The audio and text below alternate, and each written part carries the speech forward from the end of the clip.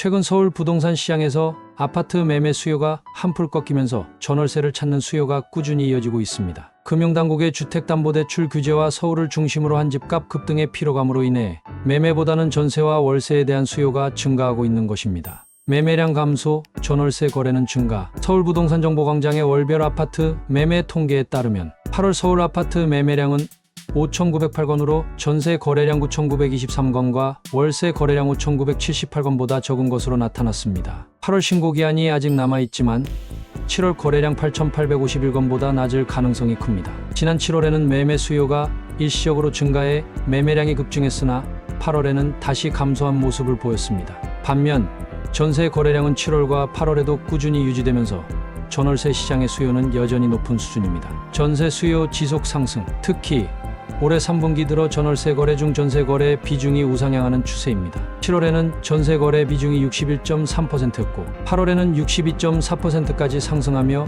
2개월 연속 증가세를 기록했습니다. 서울의 전세 수요는 2021년 10월 이후 가장 높은 수준을 유지하고 있습니다. KB부동산의 주간 전세 수급 지수에 따르면 9월 9일 기준 전세 수급 지수는 143.27로 이는 전세 매수자가 매도자보다 많은 상태를 의미합니다. 비록 지수가 지난달 말보다 소폭 하락했으나 전세값 상승세는 당분간 지속될 전망입니다. 전세 물건 감소와 월세 수요 증가 예상. 서울 내에서 전세 수요가 높은 지역은 주로 외곽 지역으로 나타났으며 중랑구 37.0%, 동작 96.9%, 양천 95.6%, 강서 93.8% 등에서 전세 물건이 많이 줄어들었습니다. 이에 따라 전세 대란이 더욱 심화될 가능성이 있으며 특히 최근 전세자금 대출 규제 강화로 인해 월세를 찾는 수요도 증가할 것으로 예상됩니다. 주택담보대출 규제가 강화되면서 갭투자 및 미등기 주택에 대한 전세자금 대출이 제한되고 있으며 전세 대출 접수도 중단되는 추세입니다.